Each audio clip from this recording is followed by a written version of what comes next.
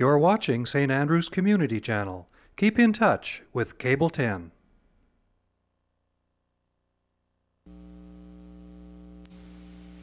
General operating support for St. Andrew's Community Channel is given by the St. Andrew's campus of the New Brunswick Community College, providing training for the future and resources for the community. And by the W.C. O'Neill Arena Complex, recreation activities for St. Andrew's.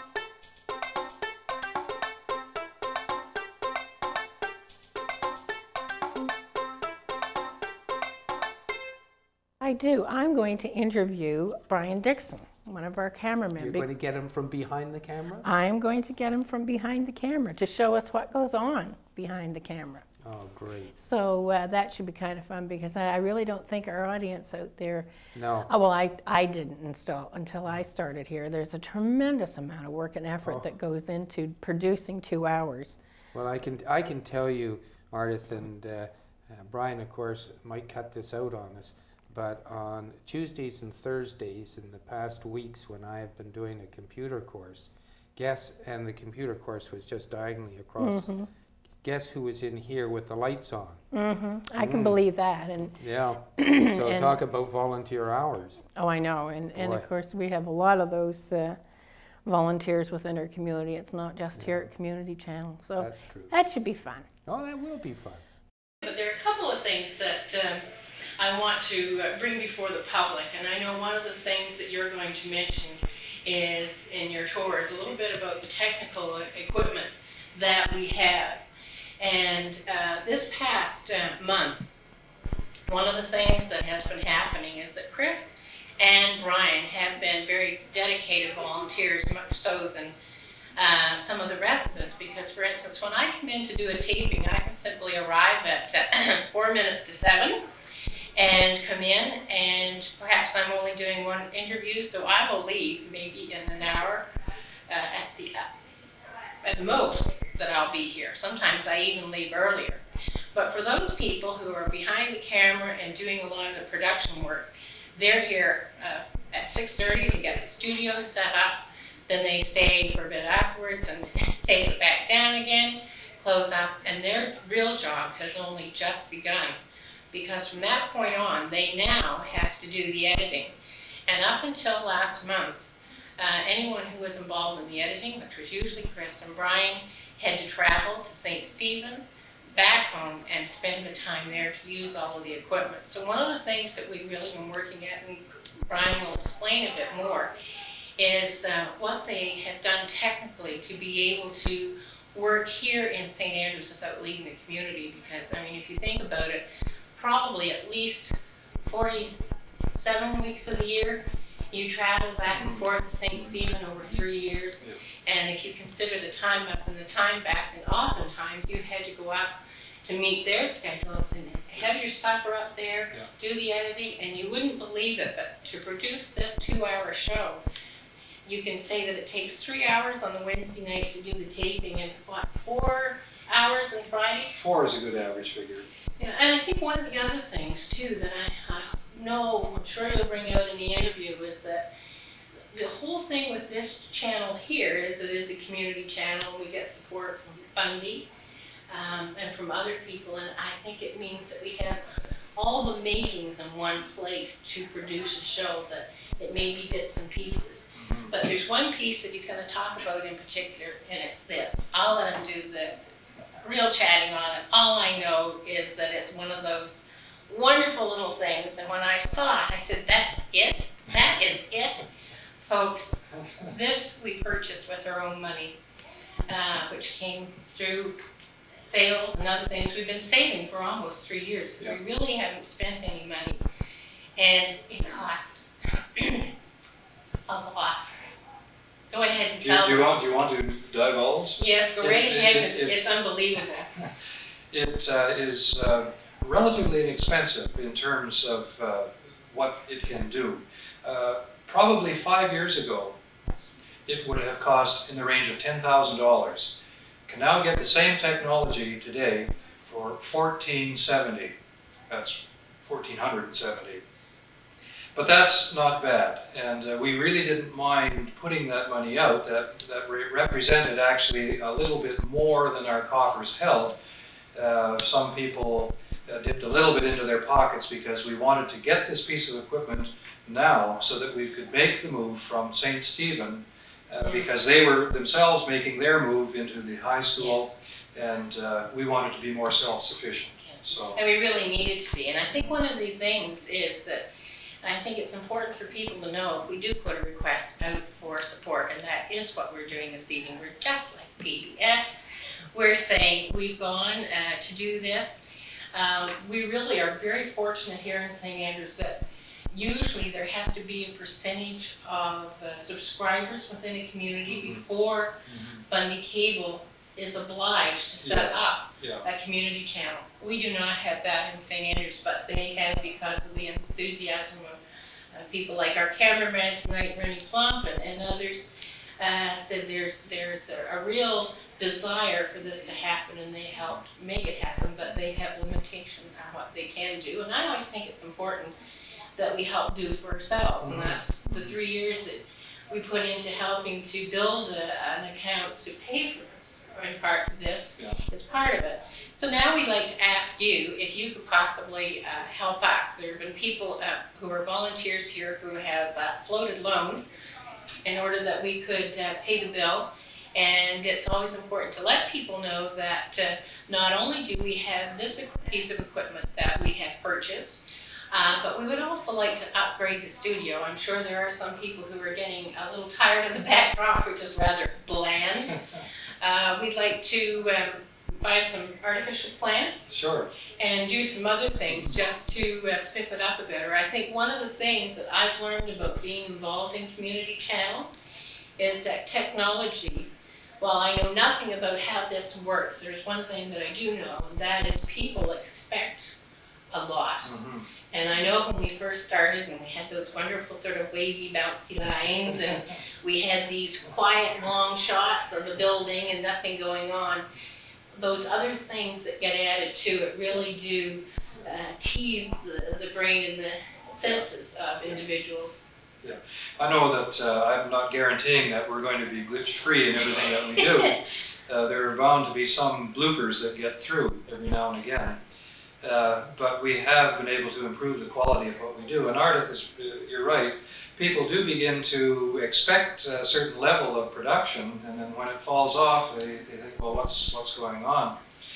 Another area of interest is that sometimes people misunderstand that the few of us here at Community Channel are obligated and expected to cover every activity that is happening. And I know that they mean well when they ask, but the first thing that I usually like to say back to people when they do make a request is to say, is there anyone in your organization who would be willing to shoot this for us or come in and be trained to operate our camera? And some people have come forward and have done that. As a matter of fact, tomorrow I'm going to be getting together with a chap who's going to film an event for us soon. That's the kind of thing that helps us to grow. Ideally, it would be nice if every larger organization in town had someone within its own group who could take on the task of doing a little bit of videotaping. And then all that they would have to do is provide us with the tape of whatever it is they shot. We're not fussy about the quality of the tape necessarily, unless it's too bouncy, but we would be more than happy to take a tape and do a little editing and put it out on the air. And that would save us the time of having to make those commitments. I think the other thing, though, that you're really talking about too, and that's just clarifying that, and that's what a community channel is all about. Different members of the community doing their share to help make this happen on camera. So with what you're saying, with other people out in TV land becoming involved, it means we can have a greater variety, because there are basically a few people, and when you look at the hours, there's only so many hours that any one individual can actually put into something. That's right. And still enjoy what they're doing. And I think we're all sort of doing our part, and we love having more people involved. And so when you ask for other people to be involved, I think one of the other things is that there are some people who are never going to want to run cameras, but they may have a generous checkbook. And I think one of the other things that has happened as part of support for the community channel is that the town of St. Andrews will write tax receipts. So all you simply have to do is go to the town hall and write your check out to the town of St. Andrews and say, would you please see that these funds reach St. Andrews Community Channel, so that when you make a donation, you will get a tax receipt for it. And never think that some amount is too small. That is not the case, because I'm a firm believer that if everybody does their part, fundraising really becomes mathematics. You know, if 20 people give $20, you suddenly have $400, and you might think that that's not a lot, but it's a tremendous sum when you take the sum total of people putting their dollars together to make them work. So if you enjoy Community Channel, you can catch up on our technology, and just remember that you can make a donation, and we'll put it to good use and give you another tour to show you exactly what we've done with it. All right. So thanks a lot. We're going to take a few minutes just to show you the things that we use to bring you these weekly shows. And we'll start right here in the interview room, or the end of the studio that we call the interview room. If you can see the set, you're quite familiar with seeing that. We have a little bit of furnishings in here that we use from week to week. We have some backdrop panels here that have been provided by the community college. They've allowed us to keep them in here, and we find that they work very well in providing a backdrop for our set. We move over here a little bit. You'll see that we have some cameras set up. Of course, the one that goes in the middle is being used at the moment for taping, so you can't see that. But we have 3 cameras that we use most of the time. This one is an older RCA camera. It is property of the high school, and I bring it along for use here. The middle camera is the one that's in use right now. That's a Panasonic, and it belongs to us here at Community Channel, provided, of course, through funded cable. This camera on this side of the room is a Quasar. This is the camera that I use with the Media Studies class from time to time, and I use it here at the studio as well. We actually have a 4th camera that we can put into use. It is at the high school right now. It's doing the job of looking through a microscope, and it gets used in the lab a fair bit for that. But from time to time we can bring that in and run 4 cameras if we wish. So that's the camera end of it. At the other end of the studio, we have a little news desk here. The 2 young fellows who do the sports night program use this area for their presentation, and we have plans to spruce this end of the studio up when we get a few more materials to do that kind of thing. For the rest of it, it's pretty much just cables and wires. Underfoot, we try to keep them out of the way as much as possible. We have lighting here, which is adequate. We certainly aren't lighting the studio as one would want to do in a television studio, but we make do with whatever we can get our hands on pretty well. And this light stand did come to us from Fundy Cable. I have some overhead fluorescent lights, which I would rather not use, but maybe in time we'll be able to upgrade our lighting facilities as well. The video cables and sound cables all run along the wall here in a rather hodgepodge looking fashion at the moment.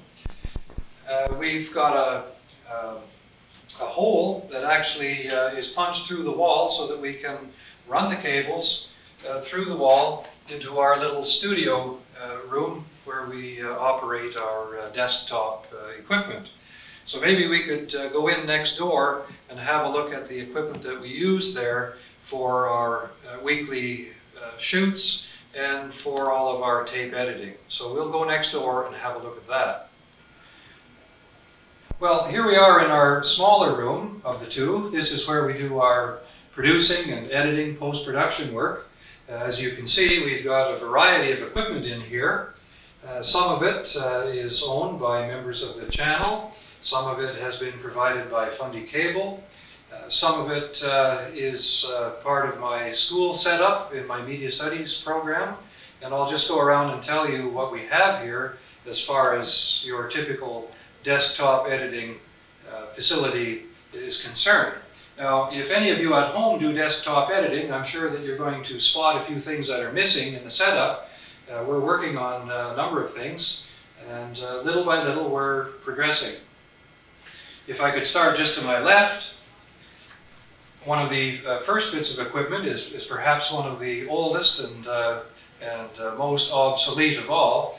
It is an old record player. You remember those discs, black discs that run at 78 and 33, or is it just, I remember the 78s mostly.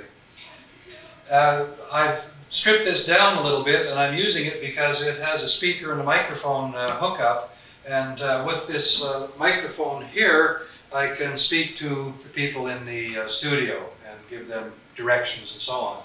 But this is a cheap way of doing that sort of thing.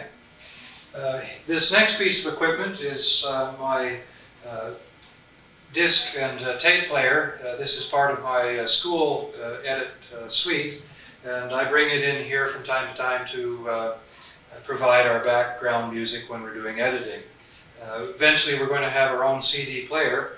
If you look just over here for a minute on top of the VCR rack, you can see that we've got a small selection of special music that's been provided from the larger library from the St. Stephen Community Channel. Fundy Cable provides this music to its community channels, and we use it for introductions and closes and so on. And we have plans to build up this library over time. So it's nice to have that. The next little bit of equipment here is a soundboard. This is a new piece of older equipment that's been provided by Fundy St. John. It replaces a little soundboard that I've been using from school. So the school soundboard goes back into the mix in my classroom. This is a very handy little soundboard. It does everything that we need. It's very adequate. The next piece of equipment is the showpiece, I guess, of our whole workshop here. It doesn't look like a whole lot, but it is the heart and soul of everything that we do. As you know, we've been running Community Channel for 3 years now, and we've been saving our pennies. We are a non-profit organization, but we do make a little bit of money from time to time in tape sales and occasional donations. Hint, hint, nudge, nudge. This equipment is relatively inexpensive in the larger scheme of things, but to a non-profit organization it meant that it fairly well drained our resources, but it was well worth it because it allowed us to make the timely move from the facilities in St. Stephen, where we've been working weekly for the last several years, to the community college where we can do our editing weekly right here without having to travel. Not only that, in St. Stephen, the community channel has recently been moved from its Fundy Cable location into the high school. which is a good thing on the one hand because it puts all of that specialized equipment into the hands of the students who have use of it through the day. After hours, it's available to the community channel there. However, it means for us here that access is not necessarily that easy. In the past, we've had our own keys to the studios in St. Stephen. That won't be available anymore. You have to contact a person, that person has to meet you, let you in, and so on. You have to set your timetabling up on a calendar. So we decided that it was a good time for us to look into making the move to trying to get ourselves established here right in our own backyard. And to do that, we decided that a digital video mixer would be the tool to allow this to happen. The nice thing about this piece of equipment is that it is digital, and it's printed right here if you see that. That means that whatever camera source or VCR source we choose to use to send our video signals through to our record deck, that this piece of equipment will take the VCR signal or the camera signal and convert it by digitizing it and then sending it out as an analog signal to the tape. So the signal is momentarily digitized, and that allows us therefore to have glitch-free edits or cuts or dissolves or special effects or whatever you want to do.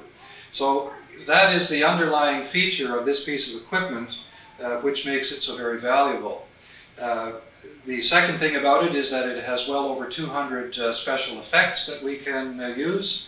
It also has a chroma key and luminance. What that means is that we can produce the same effects that you would see, say, on the Weather Channel or any station when they're doing the weather show. You know very well that that weather map they're referring to is not behind them. It's on a monitor off to the side, and it's brought up through the computer onto the screen. This piece of equipment will allow us to do that very thing, and we may be doing that at some point in the future. I keep kidding Chris Gordon that I'm going to beam him up one of these nights right in the middle of one of his interviews, but we can also do that, and I'll sneak that little effect in somewhere. Maybe I'll get Ardith. We have some monitors here. These monitors that you see, we have 3 of them here right now. I have some more at school. These are cast-offs from the old computer system in the district schools. They're no longer used with the computers. And so when the computers went and were upgraded, these monitors were just kind of set aside. And when I saw that, I said, look, I have lots of uses for these. Would you let me have some? And so I'm using some of these cast-off school monitors at the present time. The nice thing, of course, is that they're colored. Some community channels don't have that luxury, the smaller ones. We have here a Vcr rack. Up until recently, we were using other VCRs. These are a higher-end commercial grade VCR, again provided by Fundy Cable. And the nice thing about them is that they have some editing capabilities. They allow us to, if you like, play with the picture a little bit. We can adjust color. We can do a number of things that you couldn't do with a regular VCR. The only thing that well, there are a number of things that we're missing. Of course, the one component that we would like to move on next would be some titling. Now, I have that capability at school with the computer, a titling program there. So right now what we do is go to the high school and we can work up intros, extras, put up credits, do whatever we like, and then bring that tape in here, run it into our system, and lay it down that way. But eventually, we'll get to the point where we can do our own titling and maybe some graphic work right here in the studio. And other than our counter here with all of our tape library and tape, extra tapes and so on, that's the extent of our post-production facility. We are, I should say, in the process of working on getting a counter in here, a wraparound U-shaped counter. This is in the works right now, and in time we will be having that installed right here, and we'll use this table and the other things for other purposes. When we get to that point, it's going to give us a lot more elbow room to bring in all that new equipment that people are going to donate or give donations for. So there you are. That's the studio, our large studio room, our little studio room. This is what we do. It's a lot of fun. If anyone is interested in getting involved in this, it's not as hard as it might look. There are a lot of bells and whistles here, but it's fairly simple to use, and we're more than willing to train. And just give us a call. We'd be glad to do that. Thanks for looking in.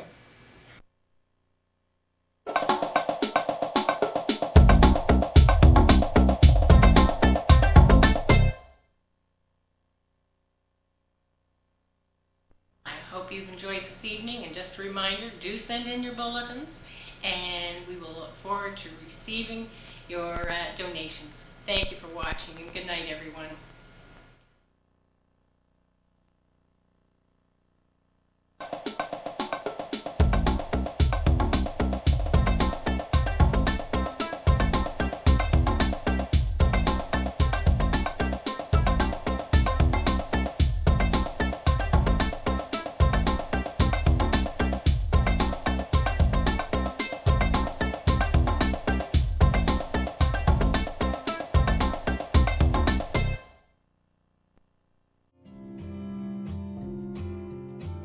The New Brunswick Community Television Archive, exploring New Brunswick's history of community television programming, is an educational initiative of CHCO Television.